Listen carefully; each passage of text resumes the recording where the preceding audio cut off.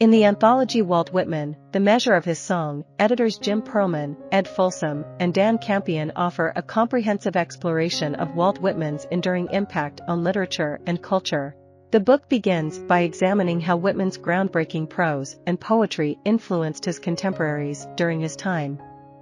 Originally published in 1981 by Holy Cow Press, this volume has been regularly updated to encompass Whitman's influence from the 1850s to the mid-1990s. Through the words of various writers, artists, and thinkers, readers gain insight into Whitman's legacy. The introduction by Folsom encourages readers to appreciate the myriad ways in which Whitman has left his mark on the creative imagination, inviting other artists to engage in a dialogue with him. This dialogue takes various forms, including poems, letters, essays, and entire books. The diversity of encounters with Whitman reflects his universal appeal. Some responses emulate Whitman's own voice, while others engage with him from a more distant or reverent perspective. Additionally, some entries provide critical analyses of his work. Folsom highlights how this ongoing dialogue has persisted for more than a century. Following Folsom's exploration of Whitman's evolving influence, the anthology allows the writers themselves to share their perspectives. The book commences with a letter from Ralph Waldo Emerson to Whitman, penned in 1855 shortly after Emerson had read Whitman's seminal poetry collection, Leaves of Grass. Emerson's letter serves as an effusive expression of admiration and appreciation, showcasing the profound impact Whitman had even in his early years. During Whitman's era, several prominent writers marveled at his literary prowess, including Henry David Thoreau, Algernon Charles Swinburne, Gerard Manley Hopkins, and Willa Cather. Moving into the 20th century, renowned poet Ezra Pound stood out as an ardent admirer of Whitman. Pound's own work, such as the poem A Pact and the essay What I Feel About Walt Whitman, bears the indelible imprint of Whitman's influence, as showcased in this anthology. Pound's significant role in the development of literary modernism can be traced back to Whitman's enduring legacy. Many other modernist writers also acknowledge Whitman's impact on their styles and voices. D.H. Lawrence, T.S. Eliot, Edgar Lee Masters, Carl Sandburg, Federico Garcia Lorca, and Stephen Vincent Benet are among the early 20th century masters who drew inspiration from Whitman, either directly addressing him or crafting works influenced by his spirit.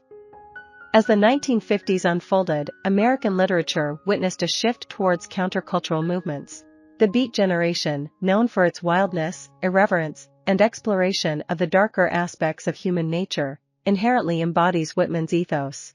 Writers like Allen Ginsberg, Jack Kerouac, Lawrence Ferlinghetti, Denise Levertov, and Jorge Luis Borges, featured in this anthology, further illustrate the profound parallels between Whitman's writings and their own. Iconic beat works, such as Ginsberg's A Supermarket in California, not only pay homage to Whitman but also offer incisive examinations of modern American life, affirming the inseparable connection between Whitman's work and the American experience. Moreover, unexpected beneficiaries of Whitman's influence also emerge within the pages of this anthology, underscoring the far-reaching and enduring impact of Whitman's literary legacy. The esteemed Chilean poet Pablo Neruda penned a poem in the early 1970s that encapsulates a sentiment any writer, whether past or present, can relate to, entitled I Begin by Invoking Walt Whitman. In another piece, the essay We Live in a Whitmanesque Age, Neruda draws parallels between the literature and culture of his era and the world that Whitman inhabited during his time. Henry Miller, renowned for his provocative classics like Tropic of Cancer, also contributes an essay about Whitman. Within its pages, Miller reflects on Whitman's outsider status, highlighting how Whitman remained both uncomprehended and unaccepted by the mainstream. It is precisely this position on the fringe of society that, according to Miller, endowed Whitman, and, by extension, all poets, with the visionary insight that sets them apart.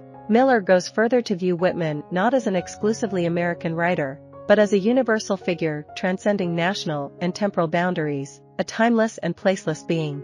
As the century progresses, Whitman's influence continues to inspire writers of diverse backgrounds and genres.